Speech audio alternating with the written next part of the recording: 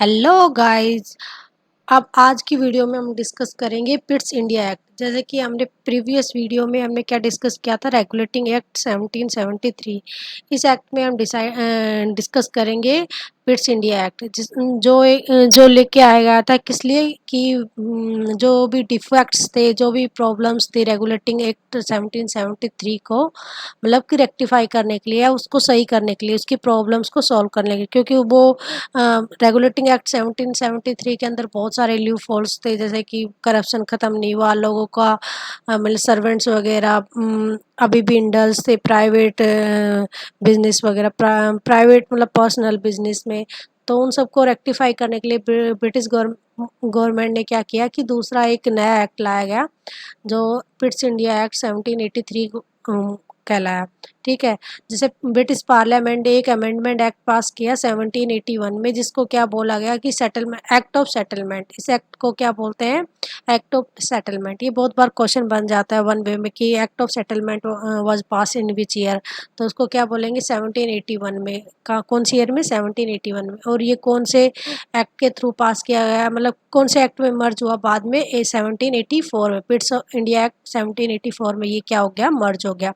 अभी हमें फीचर्स देखते हैं एक्ट पिट्स इंडिया एक्ट के। इसके फीचर्स देखो क्या हुआ था कि this act set up a board of control in Britain through which a British parliament could fully control the company civil military and revenue affairs in India. मतलब कि उन्होंने एक बोर्ड सेट किया, बोर्ड ऑफ कंट्रोल, जिसको बोलते हैं board of control. Court of directors इन्होंने, मैं बताना भूल गई थी, Pitt's India sorry regulating act में क्या बनाया था उन्होंने? एक कोर्ट ऑफ डायरेक्टिव्स की एक ग्रुप बनाया था। जैसे इसमें क्या बनाया इन्होंने? Board of control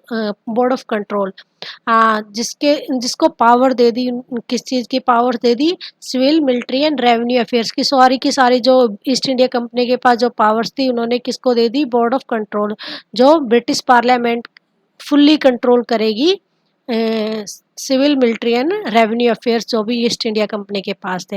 the act lead to joint rule of British crown and British East India Company. इस एक्ट के थ्रू क्या हुआ कि ब्रिटिश क्राउन, जो उस टाइम के जो ब्रिटिश के क्राउन थे, राजा थे, उन्होंने वो और ब्रिटिश ईस्ट इंडिया जो कंपनी जो इंडिया के अंदर आ गई थी, उस कंपनी दोनों को मिलके एक साथ रेगुलेट करेंगे इंडिया के अंदर। वो जॉइंट रूल करेंगे, मतलब अकेला ब्रिटिश इंडिया कंपनी अकेली कोई भी डिसीजन नहीं ले सकती, कोई भी चीज़ें, मतलब कि कोई मिलिट्री अफेयर्स या कुछ भी चीज़ें, मतलब वो अपने अकेली अब कुछ नहीं कर सकती। अब उसको थोड़ा बहुत नहीं, मतलब ब्रिटिश क्राउन का उसको मतलब कि अपने हिस्सेदारी लेनी पड़ेगी कोई भी फैसला लेने से पहले।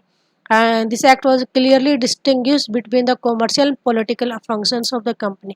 पहले वाले एक्ट में उन्होंने क्या क्या डिफरेंट डिस्टिंग्विश की थी, देखो मैं दिखाती हूँ, आपको याद नहीं होगा तो। Foundation of central administrative power administrative in India, और इन्होंने क्या किया? Political and administrative function of India. इन्होंने यहाँ पे क्या किया था कि रिकॉग्नाइज किसको किया था? पॉलिटिकल एंड एडमिनिस्ट्रेटिव फंक्शंस को। और पिट्स एक्ट में क्या इन्होंने क्या डिस्टिंग्विश किया? पॉलिटिकल एंड कौन सी पावर्स डिस्टिंग्विश की थी? Commercial powers. ठीक है, याद रखना ये बात, क्योंकि बहुत बार ये होता है कंफ्यूजिंग होता है। इसके अंदर पिट्स इंडिया एक्ट में क्या डिस्टिंग्विश किया? कॉमर्शियल पॉलिटिकल, और उसमें रेगुलेटिंग एक्ट में कौन सी? Commercial and political, sorry ad commercial and नहीं, पॉलिटिकल एंड एडमिनिस्ट्रेटिव, मैं खुद ही भूल जा रही हूँ। ठीक है।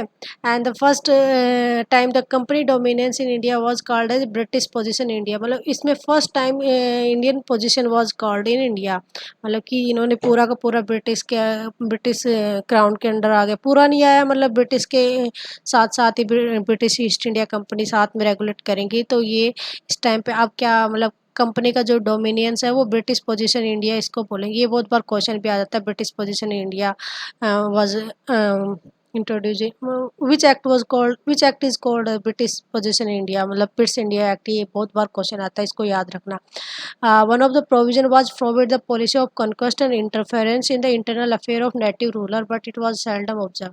जैसे हमें पता है कि ब्रिटिशर्स तो 1947 तक उन्होंने क्या किया था?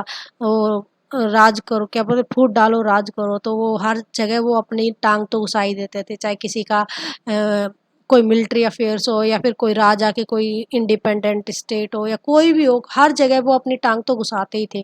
तो बस ये क्या बोलते हैं, एक पेपर पे लिखा हुआ एक नॉर्मल सा वो हो गया कि वो अब कन्क्वेस्ट कोई आगे मतलब कोई एक्वायर नहीं करेंगे किसी टेरिटरी को, इंडिया की टेरिटरी या किसी भी किंग की टेरिटरी को वो एक्वायर नहीं करेंगे। वो सब उन्होंने हमेशा क्या किया, हमेशा प्रोहिबिट किया, हमेशा मतलब तोड़े अपने वादों को, हमेशा वादा करके भूल ही जाते थे। तो वो non interference in internal affair of native ruler, native ruler कौन है, वो इंडिया के जो रूलर्स है।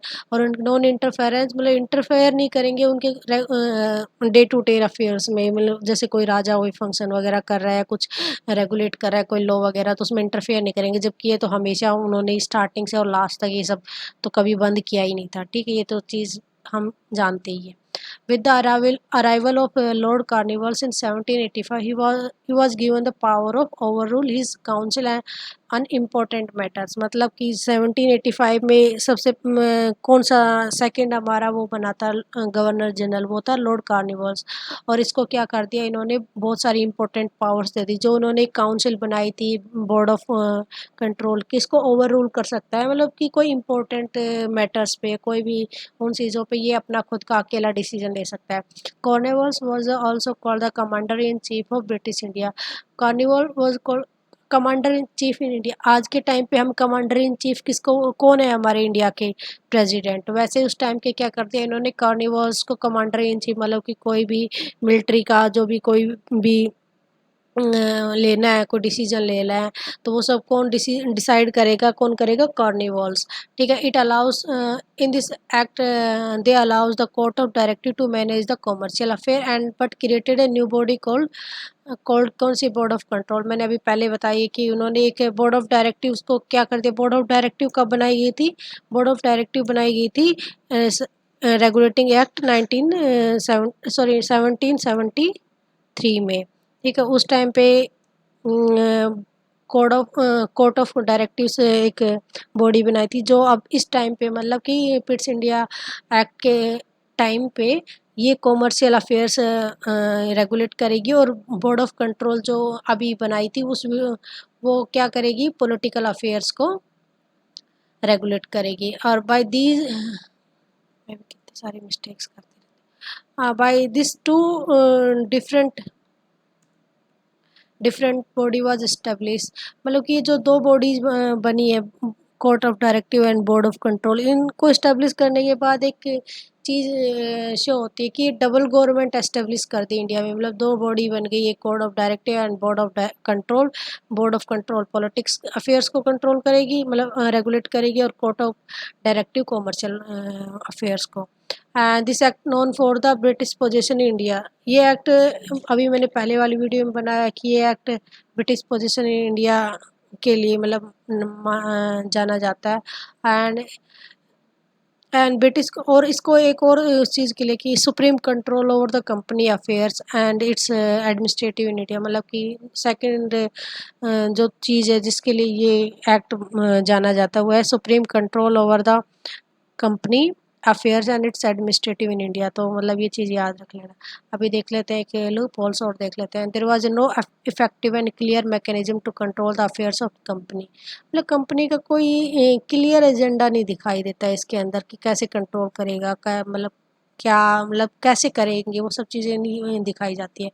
मोreover there is a nebulous contact between court of directive and board of control which stagnate the corruption। मतलब कि सब लोग ऊपर वाले बड़े बड़े लोग अपनी गांठ साठ बना ही लेते हैं। जैसे बोर्ड ऑफ कंट्रोल और कोर्ट ऑफ डायरेक्टिव के जो बड़े बड़े ऑफिशियल्स थे वो आपस में मिल बांट के बात कर लिया कि हम अब अपनी जेब तो भरेंगे, बाकी सब देख लेंगे, तो सब अपना अपना बना लिया। सो इस वीडियो को यहीं बंद करते हैं। Thank you so much, please subscribe my channel. Thank you, bye.